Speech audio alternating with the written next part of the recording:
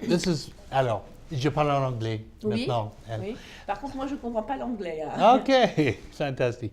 Alors, right now, this is really an amazing story. From the age of 17, we've had a severe fibromyalgia, and at that time, it wasn't so very well recognized. So she had to come to Paris, and she saw a lot of rheumatology specialists, had her diagnosis, but unfortunately, the treatment was not so very great. She did have a period of about 11 years where she felt pretty well with a new medication, but that didn't last, and then she had a severe crisis that put her in a wheelchair, and she lived in the wheelchair for 12 years.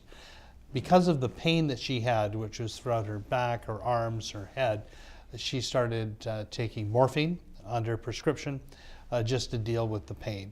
And she took that for again 12 years, which was fairly severe. At the time, she would come to Paris, and she was seen in many hospitals here.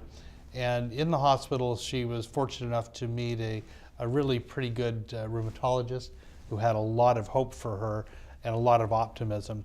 Unfortunately, the optimism was without fruition until she was referred to another specialist, and now here she is. So very interestingly, she started with the PCP therapy, and after 6 treatments, after 6 weeks, she started to feel some sensations in her legs, not a painful sensation. And I asked her, what did it feel like? She said it was very difficult to describe, but she felt as if they were part of her, just a different well-being sort of feeling. And then little by little, within the next few weeks, she started to be able to move her legs. The pain would go down. Before, on pain scales, people would ask her, how is it from 0 to 10? And she'd say 14 or 16. It was just a terrible time for her. So her pain has gone, and she can walk, as you can see, and stand up. So after being 12 years in the wheelchair, after just a couple of months to be able to stand up was fairly amazing for her and her family and those that loved her.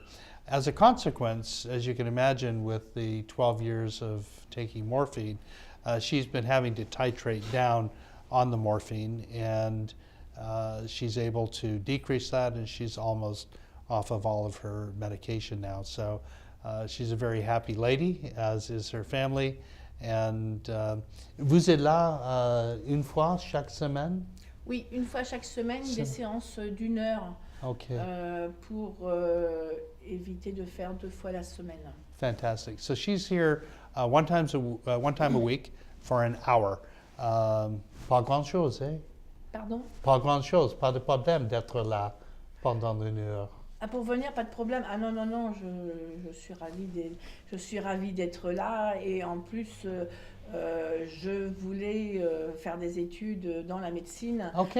Je ne sais pas si j'aurais réussi, puisque j'ai été obligée d'abandonner mes études.